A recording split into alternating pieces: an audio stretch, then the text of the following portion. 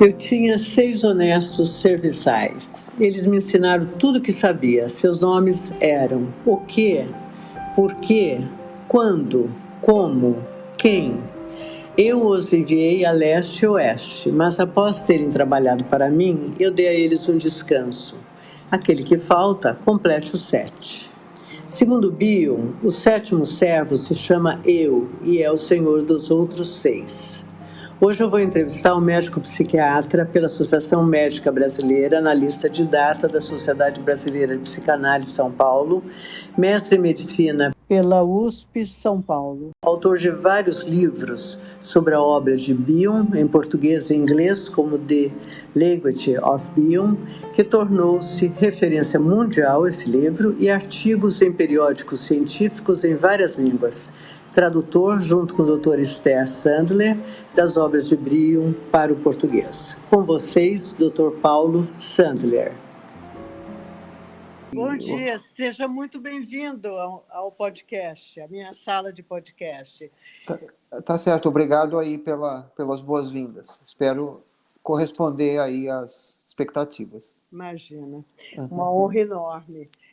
Dr. Paulo, nos conte, nos relate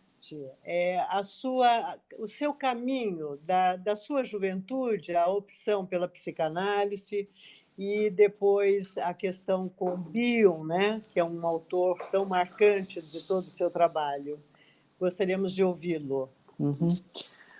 Pois não, talvez eu possa dar a ideia que eu tenho hoje, né? Como foi exatamente não dá para saber. Nem eu que vivi posso saber porque já foi, né? Com isso eu já estou tentando dar uma espécie de mensagem, né, para as pessoas que eventualmente vão ouvir esse podcast.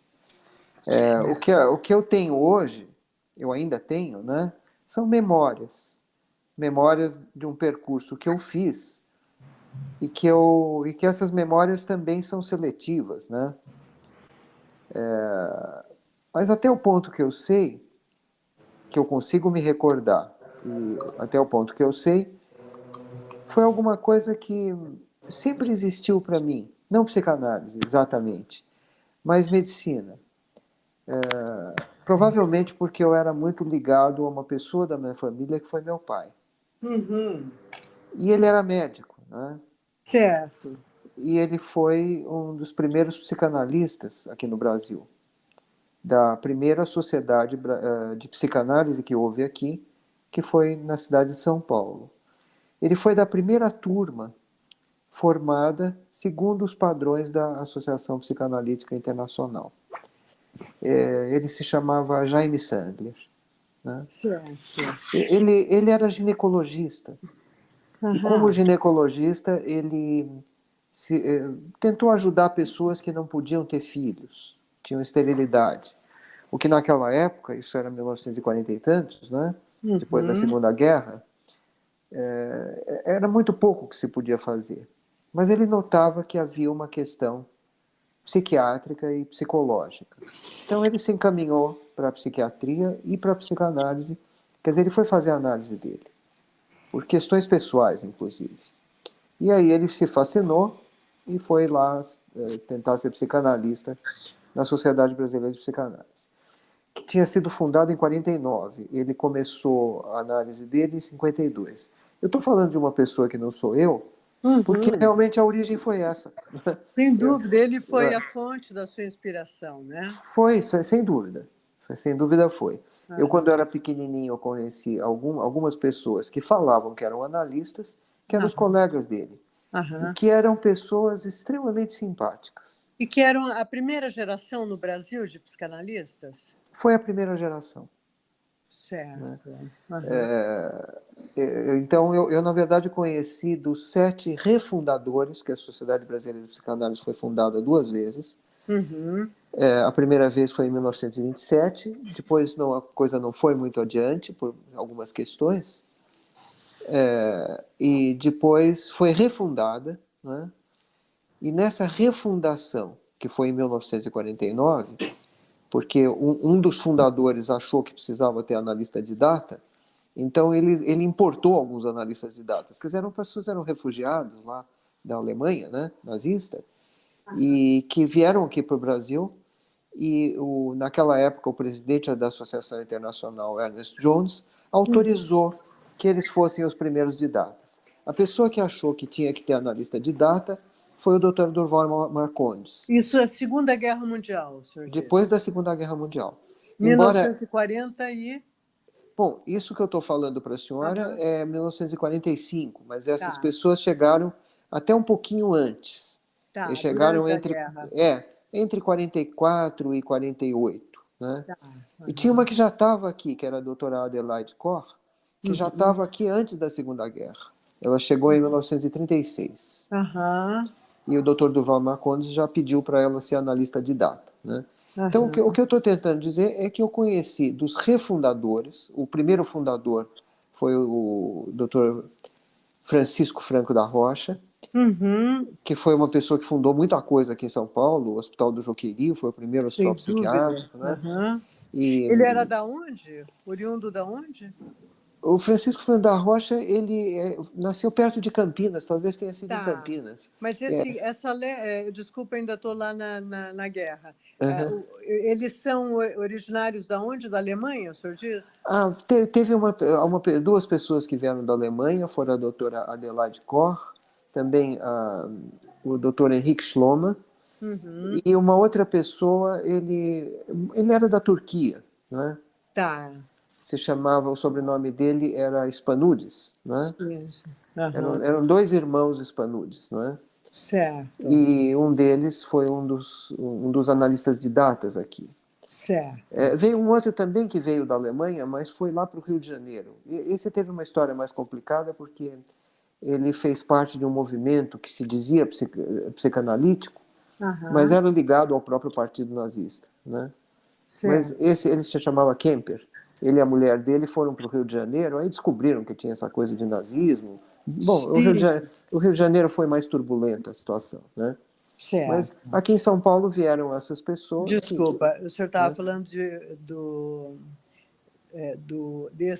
do Brasil, né? Que é Isso, o o Francisco Franco da Rocha, Franco que, da é, Rocha. que era o professor do Dr. Durval Marcondes, Aham, né?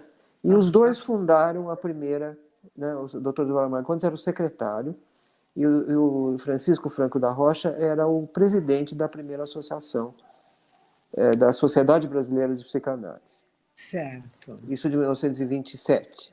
Aham, E aí, essa pessoa, ele foi inclusive o primeiro catedrático de psiquiatria da Universidade de São Paulo. uhum, E ele escreveu nessa época uma tese. Naquela época as teses eram publicadas no jornal O Estado de São Paulo. As certo. teses Aham, de medicina, né? Tese de certo. doutorado da Aham, Faculdade de Medicina. E o Dr. Durval Marcondes tinha entrado na faculdade e viu essa tese. E ficou aham, apaixonado, né? Eu estou falando alguma coisa que a minha fonte foi o próprio Dr. Durval, né? certo. Eu Aham, conheci essa pessoa, conheci mais inclusive as esposas dele, as duas esposas. Mas eu sim. conheci, vamos dizer, de longe o Dr. Durval, conversei com ele um pouco. Ele ainda estava vivo, ele ia na Sociedade de Psicanálise e ele gostava de conversar com os jovens, né? Aham, E então essa história que eu estou contando foi contada por ele, né? Depois eu certo. fui ver também a confirmação por escrito, né? Aham, E o livro que esse doutor Francisco Franco da Rocha escreveu foi um livro, foi uma tese que primeiro foi publicada no Estado de São Paulo, depois foi expandida com casos clínicos. O método psicanalítico e a doutrina de Freud, né?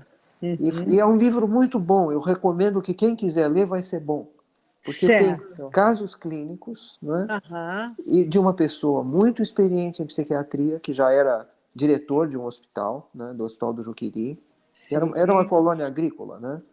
certo. Que era o jeito que tratava doente mental naquela época, que não tinha remédio nem Sim, nada. E ele se sim. interessou por psicanálise.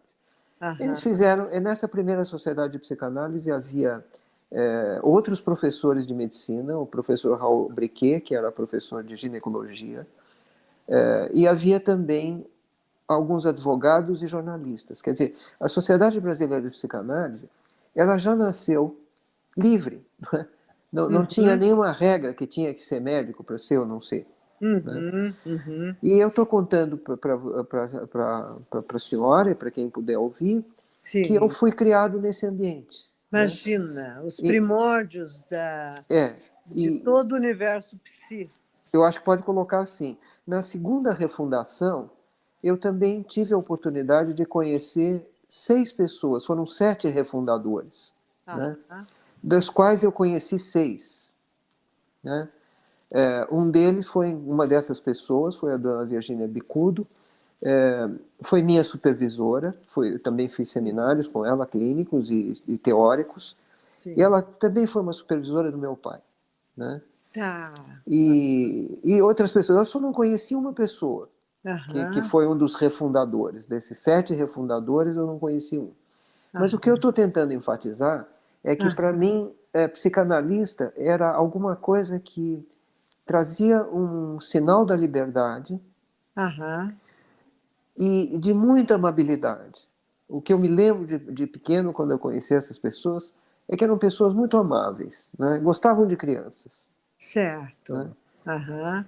E nessa época eu resolvi que eu queria ser médico. Eu tinha 5 ou 6 anos de idade. Né? Sim. Eu nem sabia o que era medicina, mas eu tinha conhecido lá uns médicos que também foram muito amigáveis comigo e me Aham. ajudaram lá em dificuldades.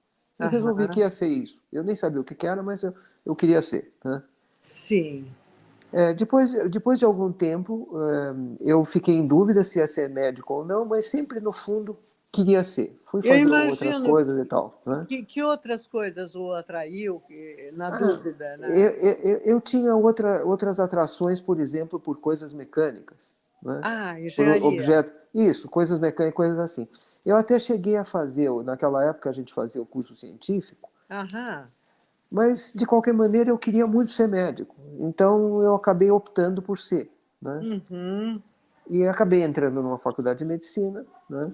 Uhum. Porque, porque eu não sei, tá certo? Pode Sim, ser, certamente houve a inspiração do meu pai, sem dúvida. que também foi o meu primeiro amigo, né? Aham. E me dizia assim: olha, você vai ter poucos amigos, né? Amigos mesmo.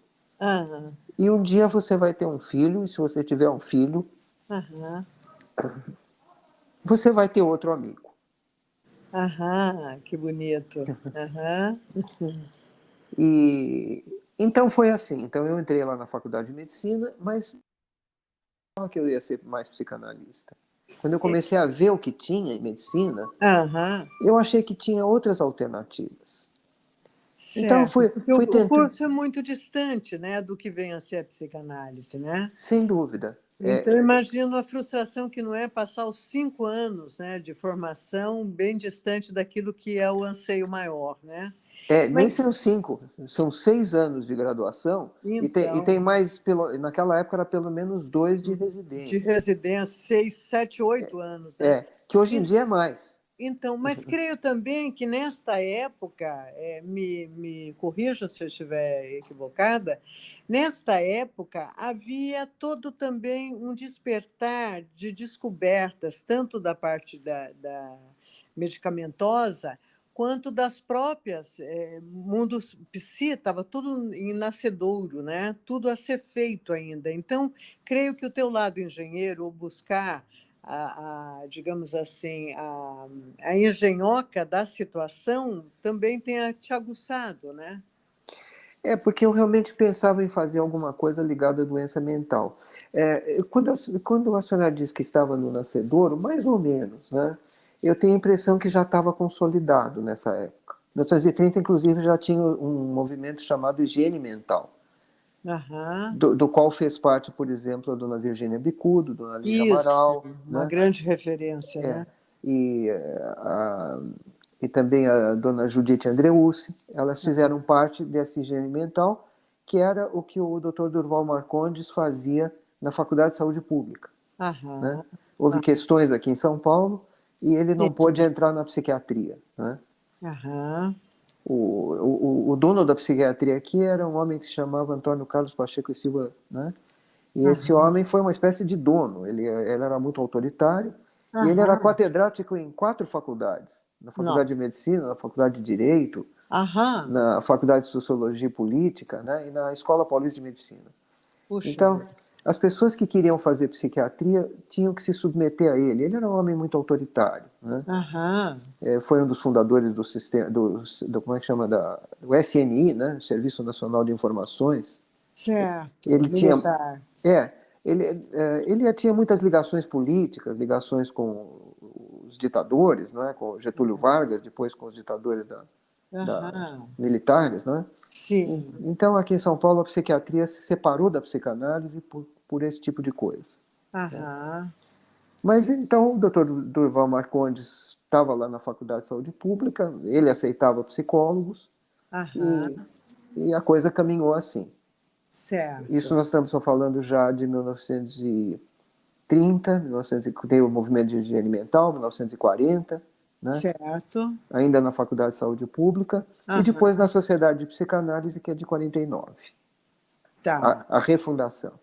Né? Logo após o término da Primeira Guerra.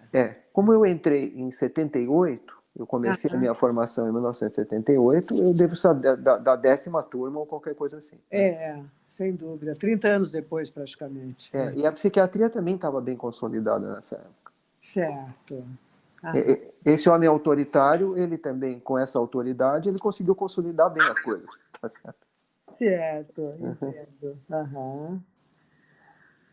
Então, começou desse jeito. Eu lá dentro estava pensando, a senhora falou uma coisa individual, em fazer alguma coisa ligada à bioquímica dos distúrbios mentais. Certo. Mas o professor de bioquímica foi expulso do Brasil. Chama esse Isaías Hall. Aliás, é a pessoa que é responsável durante muito tempo, quando ele voltou para o Brasil. Ele foi exilado? Ele foi exilado, mas ele encontrou emprego lá com a Fundação Ford, a Fundação Rockefeller. É uma coisa um pouco estranha lá. Aqui ele era visto como comunista, Aham. mas essas organizações capitalistas é que não queriam deixar vamos dizer, uma pessoa muito bem dotada solta aí pelo mundo. Sem né? dúvida. Quando ele Puxava voltou, para si, né? Independente da ideologia que tivesse. realmente eles não davam muita bola para a ideologia. Né? Isso Ah, aqui no Brasil é que dão muita bola para isso. Né? é verdade. Aham. Então, quando ele voltou, esse Isaías Rao, ele reorganizou Uhum. o Instituto Butantan, que agora ficou famoso por causa da vacina Coronavac. Sim, Né? sim. Isso é obra dele. Mas então, Puxa eu vida. estou Aham. contando como eram os professores de medicina. Né? Sim. Então, eu pensei em fazer bioquímica, mas não deu certo porque desmontaram lá o O departamento. departamento que Né? te interessava, sim. Então, eu fui para medicina preventiva, que tinha um Aham. interesse já em psicanálise.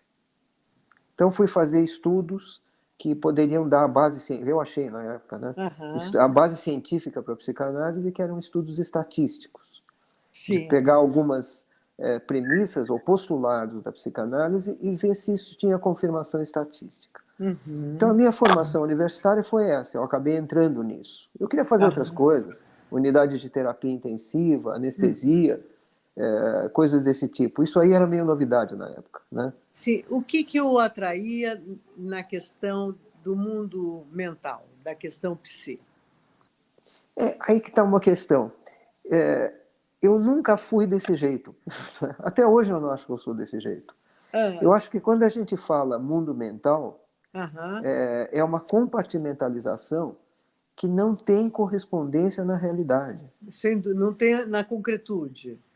Exatamente, não tem. Não tem. É, não, Aham. o ser humano ele é inteiro, ele é um todo. Né? Aham. Quando a gente fala psicossomático, talvez a gente podia falar somatopsicótico também. Sim. Né? Aham. O soma, ou o físico, não é clivado, não é dissociado Da da mente. tal da mente. Isso são Uhum. só nomes. Sim. São só apenas nomes. Nomes que mostram o quão ignorantes nós somos e o Ah, quão apressados nós somos para tentar conhecer uma coisa que a gente não conhece. Então fica sim. falando psicossomático, medicina psicossomática. Eu queria deixar claro que, embora eu acho que a minha atividade principal é medicina, mesmo em psicanálise o meu vértice é médico, né? Aham. não médico curativo, isso nem na medicina funciona, né? Sim, Não é isso, não é que eu quero curar as pessoas, mas médico no sentido de tratar uma pessoa que está com problemas, que tem sofrimentos, sim, sofrimentos na natureza humana, vamos dizer dela, né? sem dúvida. E isso é um todo, né?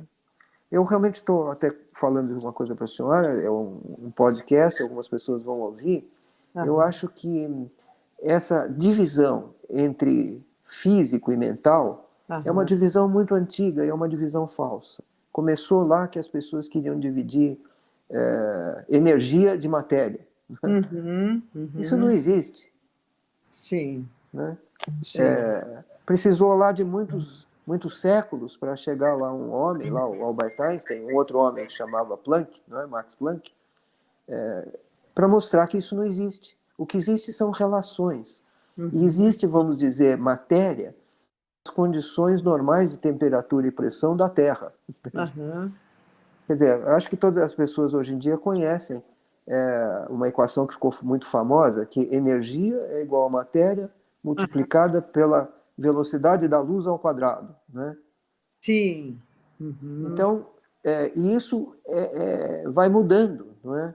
aham, Muda conforme a velocidade da luz. A gente pode dizer assim, se alguém conseguisse acelerar um corpo, qualquer corpo, pode ser uhum, um ser humano, o corpo, se uhum, conseguisse acelerar ao quadrado da velocidade da luz, a velocidade da luz é 300 mil quilômetros por segundo. uhum, Se conseguisse acelerar um ser humano a, a esse tipo de coisa, e já existem aceleradores de partículas, né? aham, O ser humano viraria energia, sim, pura energia. aham, Do jeito, na face da Terra, ficam as duas lá numa espécie de equilíbrio instável. aham, Né? Isso foi uma descoberta anterior ao Freud, mas que o Freud usou.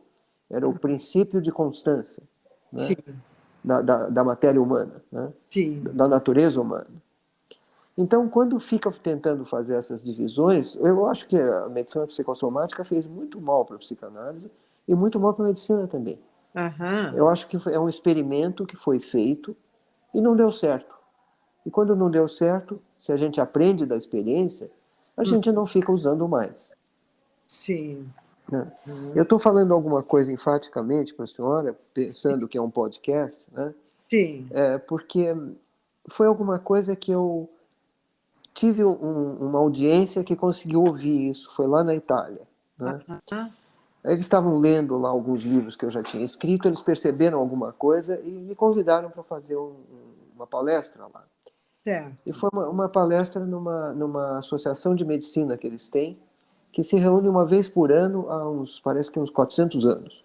puxa vida, Tem, aham, tem guerra, tem alguma coisa, mas eles sempre se reúnem, né? certo, Uma vez por ano. aham, Quando eu estou falando isso, eu fico assim espantado que as pessoas hoje em dia têm tantas reuniões de psicanálise, tantos webinars, hoje em dia agora com a sim, pandemia, né? aham, E tantos congressos, não é? aham, E tem outros grupos de pessoas, de estudiosos, que se reúnem uma vez por ano. sim, Ou a gente pode citar o exemplo do Freud. O Freud, durante a vida dele inteira, ele deu 3 cursos de psicanálise, aham, né? Um deles, inclusive, nem foi em Viena, foi nos Estados Unidos, certo, né? Isso é bastante conhecido. Ele fez lá sim, cinco lições de psicanálise, né? sim, sim, Depois ele deu outros, ele deu lá as conferências introdutórias, né? uhum, E depois ele deu um outro que ele nem foi dar o curso porque ele estava muito velhinho, aham, estava com câncer lá na garganta, né? sim, Mas ele fez as novas conferências introdutórias. Olha, conferências introdutórias. aham, Não era nem curso de psicanálise, era introdução. sim, Depois de quase 50 anos, 40 e tantos anos pesquisando psicanálise, ele escreve um artigo que se chama Esboço de Psicanálise. uhum, Esboço é um delineamento, né? sim, E hoje em dia tem tanta gente que dá tanto curso, né? uhum, Eu acho que esses dados históricos, se as pessoas tiverem curiosidade de ver, acho que seria interessante. Podia até ler o que o Freud escreveu lá de psicanálise, claro, né? sem dúvida. E algumas pessoas nunca deram curso nenhum. Aham. Por exemplo, o Wilfred Bion. Aham. Ele nunca deu nenhum curso, tá certo? Eu vou fazer um curso Aham. de psicanálise. Tem outros assim também. Ou mesmo... Desculpa, já que, já que o senhor já está entrando em Bion, por Uhum, que Bion? Dentro da medicina, dentro da psiquiatria, dentro desse percurso, uhum. não é? Lógico que a inspiração e a procedência vem com um histórico extraordinário, né? Dentro da sua casa, seu pai, essas referências todas, mas o que vai levá-lo para Bion? Acho muito oportuna a sua pergunta. No meu trajeto, o que sempre me orientou foi a clínica, atender pacientes, lidar com o sofrimento humano. Então eu fui lá fazer um estágio num hospital psiquiátrico, de uma pessoa que, durante algum tempo antes que de eu ir para lá, ele quase que sustentou a Sociedade Brasileira de Psicanálise. Ele se Ah, chamava Dr. Mário Ian, era um psiquiatra muito conhecido aqui em São Paulo e muito reconhecido. E eu comecei a atender pessoas que tinham a classificação de psicóticos, né? uhum. E era muito confuso atender essas pessoas, era muito difícil de atender. Até que eu tive um curso sobre a obra do Bion. E Uhum. li um livro, eu já estava lá no hospital psiquiátrico desde 1970, eu não era Aham. nem formado em medicina, Sim. eu me formei em 73. Isso foi em 1980. Aham. Eu tive um curso sobre a obra do Bion. Não foi só daí que veio a coisa, mas esse me empurrou mesmo para ver a obra dele. E esse professor, que se chamava Félix de Menes, era um psiquiatra também, lá da Sociedade Brasileira de Psicanálise, ele lia com a gente o livro Second Thoughts, né? Aham. Que em espanhol colocaram como Volviendo a Pensar, e aqui no Brasil ele foi publicado, lá a tradutor foi o Wellington Dantas, se chamava Estudos Psicanalíticos Revisados. Certo. Ele vai ser publicado uma nova tradução, que o editor pediu para eu fazer, Uhum. que vai se chamar Pensando Melhor, né? É o título do livro, que Aham. a editora Blucher concordou em fazer assim. Então, quando eu li esses artigos, que o Bion mostra a experiência que ele tinha com psicóticos, né, Sim.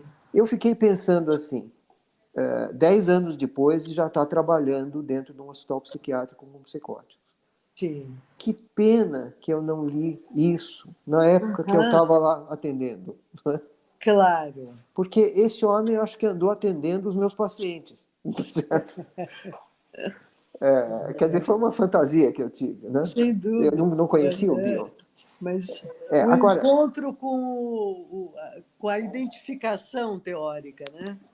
não teórica, é isso que eu estou tentando dizer, prática, né? Aham. Aham. O Wilfred Bion, assim como a Melanie Klein, eles escrevem, e aí na escrita a senhora pode dizer que tem uma teoria, porque cada palavra é uma teoria, né?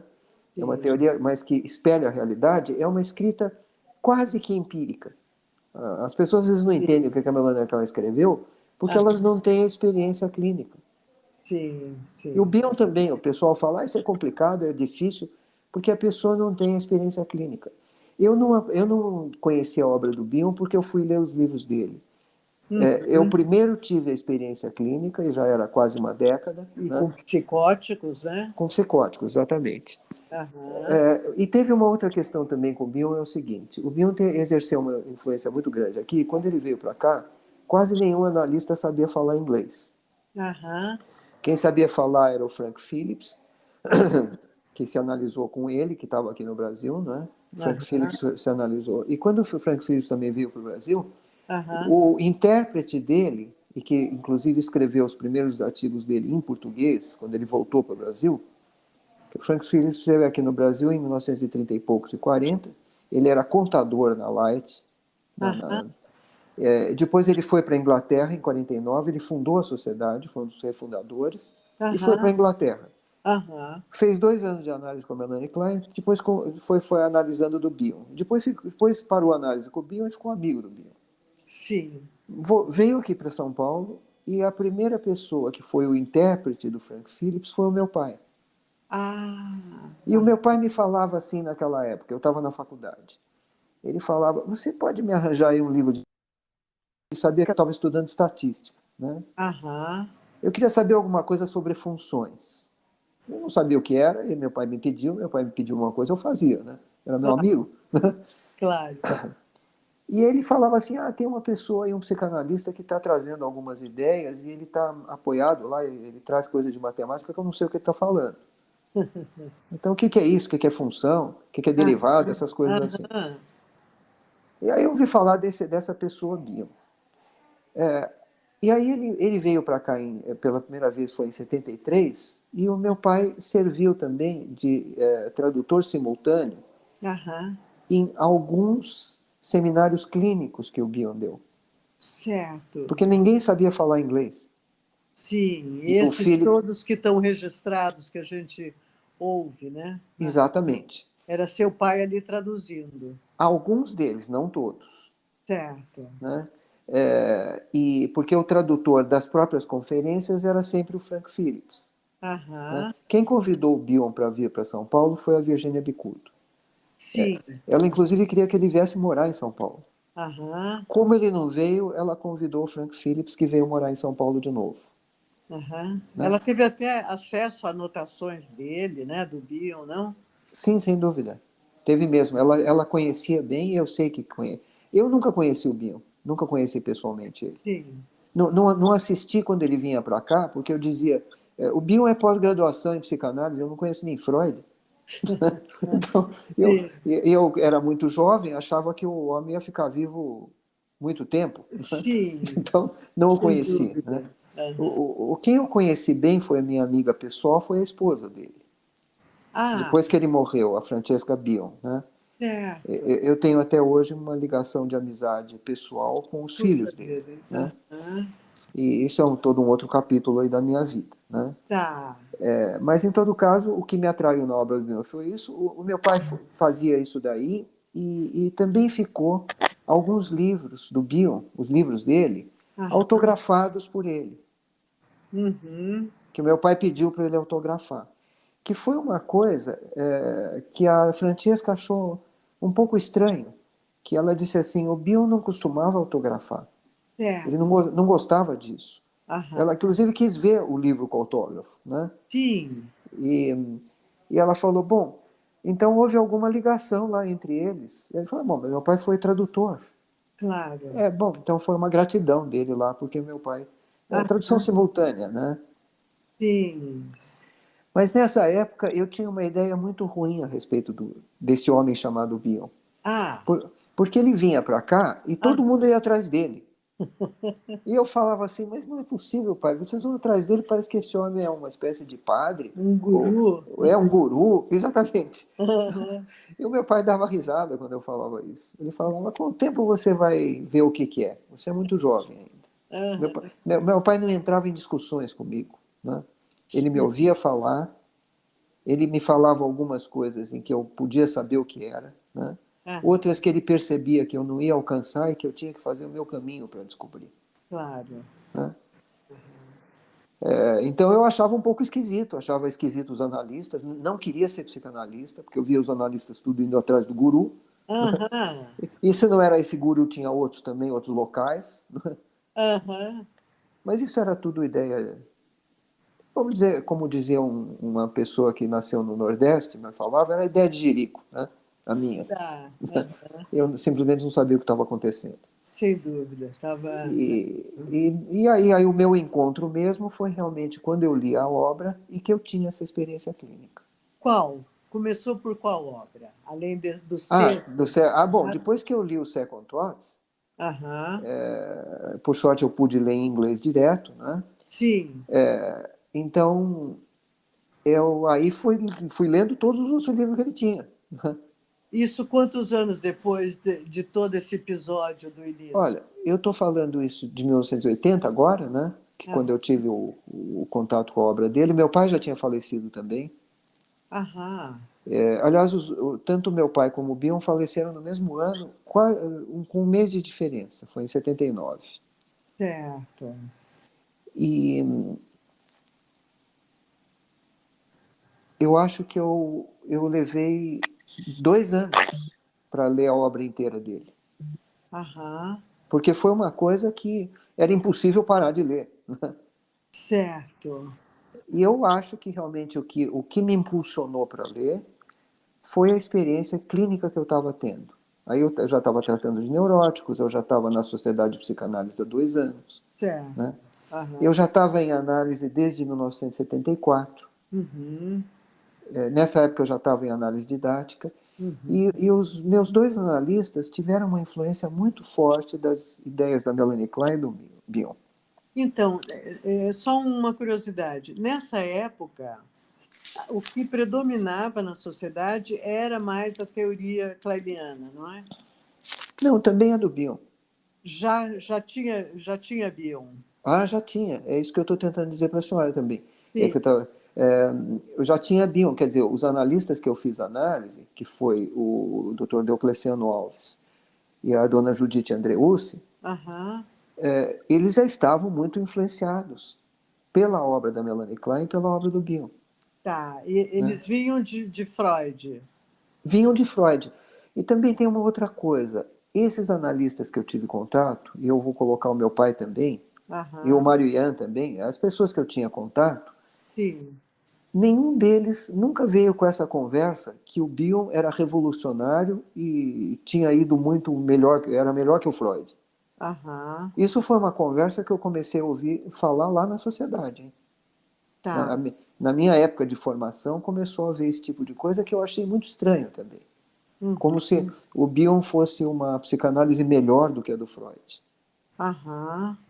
E essas oposições entre pessoas, entre obras de pessoas, foi Uhum. alguma coisa que eu soube lá dentro da sociedade. Dissidências e coisas assim. Né? Aham. Não, não era uma coisa que eu tinha, vamos dizer, de berço, né? Ou dessas pessoas que me influenciavam. Sim. Mas, Também, mas creio também que tem a ver com uma questão mais histórica, né? O Freud antes das guerras e o Bion após as guerras, né? E toda essa cesura no meio, né? Creio que tem uma transformação de pensamento, né? Mesmo o tratamento a psicóticos, quando é que pode ser tratados psicóticos e anteriormente que se acreditava que não fosse possível, não é? bom, é, eu não sei. Realmente tem uma coisa que eu acho que, de novo, é uma questão dessa pessoa se aprofundar mais na obra. Não é? Por exemplo, se fala que não é possível tratar psicótico. Quem andou falando isso foram seguidores, foram pessoas que vieram depois do próprio Uhum. Freud ou da Melanie Klein, ou Uhum. do Winnicott também. A contribuição dessas pessoas, inclusive do Freud, para o que se chama, eu acho que hoje é melhor chamar de uma maneira, que isso Uhum. foi um modo que o Bion trouxe, a personalidade psicótica e personalidade não psicótica. Sim. Ou Aham. personalidade, e que todas as pessoas abrigam isso. Uhum. Né? Quem trouxe a contribuição para analisar isso foi o Freud. O Freud colocou quais são os mecanismos de defesa, ou mecanismos psíquicos também, que não é nem de defesa, Uhum. responsáveis por haver uma pessoa que depois é rotulada como psicótico. Uhum. Uhum. Quer dizer, o Freud demonstrou a universalidade da neurose. Sim. E a Melanie Klein demonstrou a universalidade da psicose. Sim. Né? E o Uhum. Winnicott e o Bion deram os instrumentos para entrar nessa universalidade. Sim, deram, clarearam, né? Isso, exatamente, clarearam, Colocaram iluminaram. em alto relevo, né? Sim, Isso, uma clarearam, acho. contribuição após as guerras obrigatória, né? Mas quando fala após as guerras, também antes da guerra. Uhum. Né? Por exemplo, Karl Abraham e o Ferenczi também, Sim. principalmente o Karl Abraham, que foi analista Uhum. da Melanie Klein, ele trabalhava numa clínica psiquiátrica lá, Burghausen, lá na Suíça, o mesmo onde trabalhava o Carl Jung. Aham. Né? Eles trabalhavam com psicóticos. Sim. O Freud, quando fala de racionalização, ele pega lá o diário do juiz Schreber, né? Uhum. e ele fala que havia uma racionalização e uma negação. Ele está dando os dois instrumentos básicos para virar psicótico. É verdade que o Freud não tinha experiência clínica de psicótico em hospital. Ele não Sim, tinha. sim. Mas ele não falou que não dava para tratar. Aham. Ficou subentendido, né? Ficou subentendido. Equivocadamente, É. sim. O que ele falou mesmo é que os psicóticos tinham uma dificuldade séria para fazer uma relação transferencial. Sim, Isso é válido até hoje. sem dúvida. Isso é válido, inclusive, para uma pessoa que diz que é neurótica, mas tem a personalidade psicótica e que, se a análise caminha suficientemente de um modo profundo, se a Aham, análise caminhar, vai chegar na personalidade psicótica. sem dúvida. Aham. E, às vezes, se produz uma coisa que a própria Melanie Klein chamou de falsa depressão, que a pessoa Uhum. não consegue fazer a transição para a posição depressiva. Sim. Então, vamos dizer, alguns insucessos de psicanálise é porque queria muito sucesso. Então, Aham. o que o Freud falou a respeito dessa impossibilidade de uma relação transferencial, talvez continue válida. E, Uhum. segundo o Freud, era necessário haver a neurose transferencial, ele chamava de neurose transferencial, Sim, no artigo de 1912, lá de Dinâmica da sim. Transferência. Ele diz que o fenômeno transferencial é um fenômeno alucinatório, ou seja, Aham. psicótico, não é? Sim. E que quando se resolve a transferência, aí começa a análise. Aham. Só que aí a pessoa vai embora da análise. Claro. Eu estou colocando em termos um pouco coloquiais demais, talvez, mas para ficar claro, Não, o que muito. o Freud escreveu. Aham. Está tudo escrito lá no Freud que Muito eu estou falando. elucidativo isso. Uhum. Então, não sei, aquelas reservas que ele tinha e que Aham. inclusive fizeram ele aumentar o tempo de análise. No final da vida ele dizia assim, um analista precisa se reanalisar a cada 5 anos. Eu não sei porque, Uhum. eu até agora não sei porque é 5 anos, né? Sim. Mas ele colocou 5 anos. Certo. Ele Aham. estava dizendo, os analistas precisam continuar de tratamento, talvez porque tem questões psicóticas que é muito difícil de resolver. Hoje em dia existem análises de 15 anos de idade, não é? De 20 anos de idade. Aham. Uhum. O que quer dizer isso? Que não está se alcançando o que era necessário alcançar. O próprio paciente percebe isso. Sim. Pode ser outra coisa também. Pode ser lá uma questão de dependência, vamos dizer, Isso. né? Ou uma questão de manutenção para não surtar, né? Também tem isso. Quer dizer, tem certas doenças que são chamadas físicas, como Ah, diabetes, precisar usar óculos, que a pessoa aham. vai usar até morrer. Vai usar a vida inteira, sem É, dúvida. eu, Aham. eu hoje tenho uma espécie de reconciliação, tanto dos pacientes como dos analistas, que às vezes é assim. E o que está dizendo isso? Que não está dando para tratar a psicose da pessoa. Sim. Então, Vai aquilo que o dar Freud uma falou, manutenção, né? isso, precisa de uma manutenção. Permanente. É. Infelizmente é assim. Sim, sem dúvida. Seriam quadros que evoluiriam para surtos, né? E que podem ficar ad eterno no É, consultório, né? não é só que evoluíram, que evoluíram. Uhum. Aham. Existe uma questão que a pessoa precisa tentar resolver, é que às vezes a própria situação que parece análise já é o surto, entendeu? Certo. Então existem algumas situações de uma dependência Aham. onde tem um problema lá dos dois. Bom, eu acho que deu para entender o jeito que eu falei, né? Sem dúvida. Sim. Isso é só os casos individuais que a gente vai saber o que está acontecendo. Sim. Voltando mais nesse trabalho extraordinário de tradutor de toda a obra do Bion, né? Toda a obra Uhum. do Bion, o senhor que fez a tradução junto com sua esposa, com a doutora Esther, né? Isso tem alguma coisa que não toda ainda tem coisa para Tá, fazer, mas uma tá. boa parte.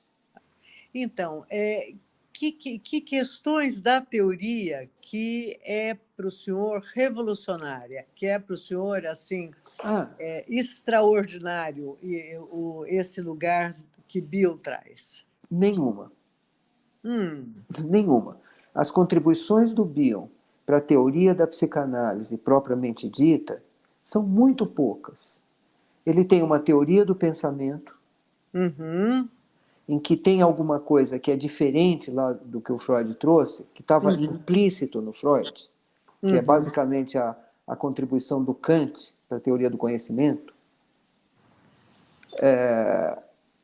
e que realmente no Freud não tá totalmente esclarecido, está implícito, né?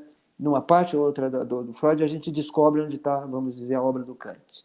E que o Bion traz de um jeito explícito e claro. A gente até pode dizer que na teoria do pensamento, nas funções do ego, né, que o Freud trouxe lá em 1910, né, 1911, nos dois princípios do funcionamento psíquico,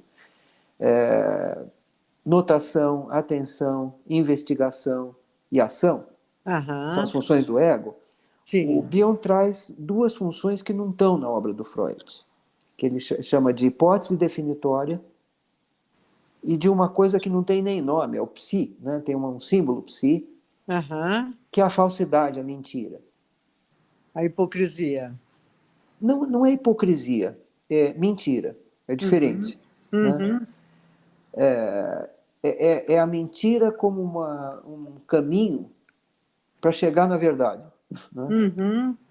É um acidente de percurso. É o estado psicótico da verdade. Exatamente. É um ódio à verdade e que a pessoa se encaminha para o que é falso. Sim. Isso parece acontecer na infância. Arrogância, né? Seria a questão com a arrogância, não? Não, olha, eu acho que não dá para colocar como arrogância. O que dá para colocar é como uma tríade de arrogância, estupidez e curiosidade. Isso está no artigo dele lá sobre arrogância. Certo. Eu acho até uma pena que ficou com esse nome, mas o Bion não tinha interlocutores.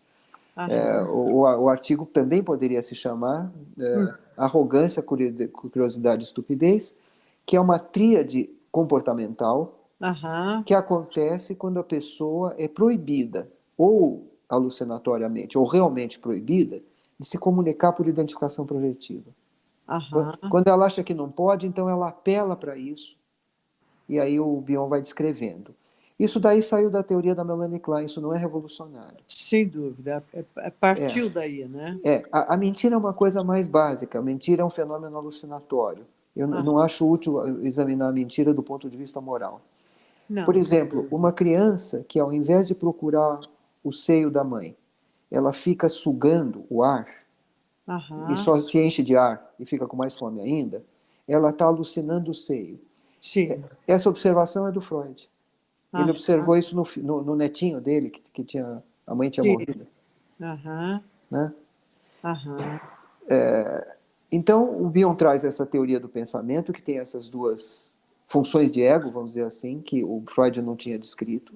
Quer dizer, ele expande o Freud. Né? E ele traz uma outra teoria, que aí veio mais da Melanie Klein, um pouco da Melanie Klein, que é a teoria do continente contido. Sim. Mas que também não é exatamente revolucionário, porque a base disso está no Freud e na Melanie Klein. Não é evolucionário, não é revolucionário. Certo, perfeito. Eu acho uma pena que falem isso de revolucionário. O ser humano parece que precisa ter ídolos, precisa ter ícones e não sei o que mais e ficar adorando. Né? Isso é uma pena. Vamos deixar que os psicóticos fazem isso, os pacientes podem fazer isso, o psicanalista não precisa fazer isso. Certo. Né? E são muitos ídolos, é Lacan, é Bion, sim. Um monte. Sim, sem dúvida. E o que acontece com o ídolo? Ele é erigido, depois vem lá e cai. Depois cai, né? E quebra, isso. E quebra, e esquece a obra dele. Né? Sim. Eu acho que a grande teoria do Bion foram as teorias de observação. Ele escreve isso também no Transformações. Teorias de observação do ato clínico, do ato psicanalítico. Isso realmente ele trouxe e metodizou, e tem muitos conceitos disso. Mas que eu não vejo como revolucionário. Eu consigo ver como evolucionário. Foi uma evolução, uma expansão. Perfeito. Muito bom. Né? Como os filhos, a gente pode dizer que são uma expansão dos pais. Sim. Pelo menos na vida, porque os pais vão morrer claro. E se E a tiver semente sorte, está ali. a semente está ali e o filho vai sobreviver. Sim, Espera-se. Acho que a é, pior desgraça que pode acontecer com o ser humano é é o contrário. os pais sobreviverem aos filhos. Isso é uma tragédia, É né? uma tragédia, sem dúvida. Sim.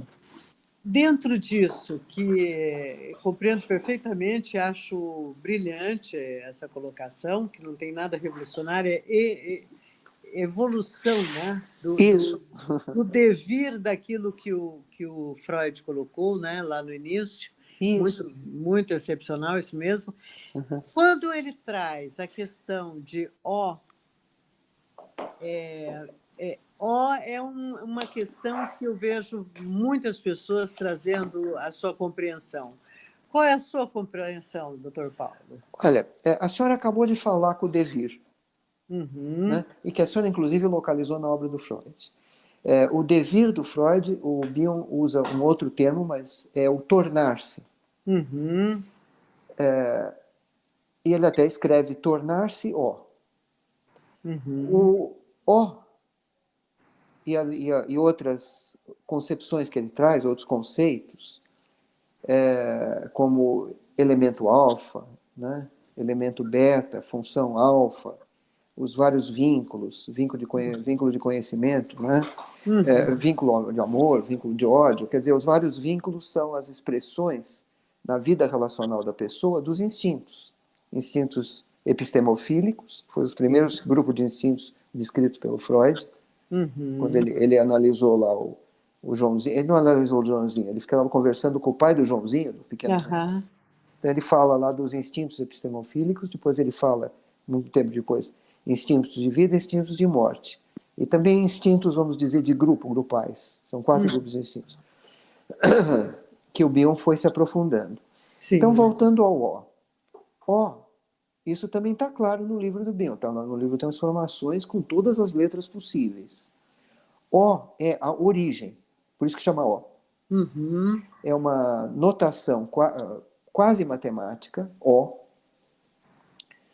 para o estímulo inicial, para a origem. Antes ele tinha chamado isso de elemento beta.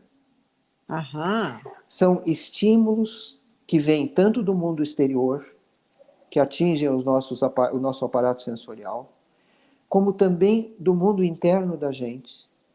Estímulos interiores que vêm dos nossos Sensorial. órgãos, né? Uhum. Isso é uma teoria observacional. Sim. E que depois ele fala que há um estímulo que junta os dois, interno e externo, que é o estímulo original de tudo, que ele é em si ele é incognoscível, é inefável, quer dizer, não se pode colocar em palavras, por isso ele escolheu um símbolo, Uhum. que é a origem de tudo. A gente pode dizer que aproximações a O, ou tornar-se O, é o caminho em uma análise para um insight, para o que Freud chamava de insight, Uhum. uma visão interna. Né? Insight quer dizer isso. Né? Então, O é o estímulo, né? É o estímulo inicial de tudo. Uhum. É um modo de ver também que tem algumas implicações que os filósofos, se algum dia se interessarem por isso, vão ficar interessados. Né? Porque é alguma coisa, basicamente, que a gente não sabe o que é. É Sim. o que estimulou a vida da gente, o que continua estimulando. A gente pode ir se aproximando. E Aham. essa aproximação o Bion achava que era possível de se fazer durante uma sessão de análise, com a dupla analista e analisando. É um trabalho de um casal. Sim. Quer dizer, aí já se distancia ou aproxima do inconsciente eu estou pensando em Freud lá no início, que está muito influenciado pelo século XVII e o século XVIII, da questão cartesiana de Descartes e tal. Dona Norma, para isso a gente precisa conversar um pouco melhor. O Freud deu um pulo. O Freud deu um pulo a partir Aham. disso. Ele não estava influenciado. Eu sei que a senhora deve estar baseada em algumas leituras de gente que acha isso. Eu acho que Aham. isso não é verdade. O Freud realmente tinha um sistema teórico, então ele falou do aparato psíquico, ele estava inspirado Aham. na medicina, que o aparato psíquico tinha 3 sistemas, e um dos sistemas era o inconsciente. Aham. Né? mas não pelo Descartes, de modo algum. Pelo Kant, sim, mas não pelo Descartes. Sim, mas eu digo a onda do momento é tudo ser bastante mensurável, né? A ciência, a briga da ciência em sair dos folclores e das crendices, né? Então é um século muito marcado pela ciência, né? Do que é científico. E tirar essa questão da subjetividade, creio que o Freud trouxe questões mais estruturadas. E Bion, então, vai abrir, né? E não saturar e deixar bem aberto. Olha, isso a gente precisava de um pouco mais de tempo, mesmo a questão da saturação. Aham. Eu também vejo que a saturação virou uma espécie de inimigo. A saturação é necessária. Aham. É um ciclo de saturações e insaturações. Eu estou falando uma coisa que está escrito no livro Elementos de Psicanálise. Tá. Também essa questão de não só erige certos ídolos, como de repente pega uns pedaços da obra da pessoa e fica faz falando... uma interpretação. Uma interpretação novamente com julgamentos de valor. Quando eu falei que o que me inspirou na psicanálise foi a liberdade, né, eu fui criado assim, há algumas pessoas que ficam lendo essas obras, já que é de um ídolo, como se fossem regras. A questão da saturação na obra do Bion são ciclos de saturação e insaturação, saturação e insaturação. Corresponde à posição esquizoparanoide e depressiva. Certo. Que depois ele desenvolve isso falando dos ciclos de transformações. Aham. Mas a gente precisaria de mais tempo para conversar sobre isso. Tá certo. Porque eu acho que a gente já está no tempo. Sem dúvida. Eu quero só fechar o O, só fazer uma pergunta. Pois não. Existe alguma analogia entre O de Bion do Real de Lacan? Eu não entendo da obra do Lacan. Eu tenho alguma noção que o Lacan foi influenciado por uma entrevista que ele fez com o Bion, antes dele trazer a obra dele, e que houve uma relação muito amigável nessa entrevista. Ele estava como entrevistador também, né? Mas se os dois estão falando, usando a palavra realidade para a mesma coisa, porque a gente pode ter a palavra, por exemplo, João, e se a gente entrar num grupo de pessoas, com 100 pessoas, e a gente fala assim, João, acho que 4 ou 5 vão falar, eu. Sem dúvida. Ou 10. Né? Então, se com esse nome real, tanto esse homem chamado Bion, que morreu, eu não sei nem quem é, como esse homem Lacan, que também já morreu, que eu não sei quem é, se os dois estão falando da mesma contraparte na realidade, então tem a ver. Se não estão, não tem. E eu não entendo o suficiente da obra do Lacan para falar alguma coisa sobre isso. O máximo que eu li da obra do Lacan foi um livro que ele escreveu que chamava Écrits, escritos, não é? E nesse livro ele fala o seguinte, que esse livro é só para ser escrito, não é nem para ser lido. E aí eu não li mais nada. Nunca me submeti a uma análise com uma pessoa que disse que disse que era influenciado. Tá. Então, eu sou ignorante para responder essa sua pergunta. Tá certo. Tá certo. Talvez eu precise estudar aí alguma coisa. Imagina. Doutor Paulo, muito obrigada pela entrevista, maravilhosa, né? Uma delícia saber do seu percurso. Acho que quem estiver nos ouvindo vai ter aprendido muito e, enfim, muito bom mesmo. Muito obrigada, tá? Tá certo, Nora. Muito obrigada pela oportunidade também, viu? Ok. Um abraço. Um abraço, boa sorte. Obrigada. Tchau, tchau. Tchau.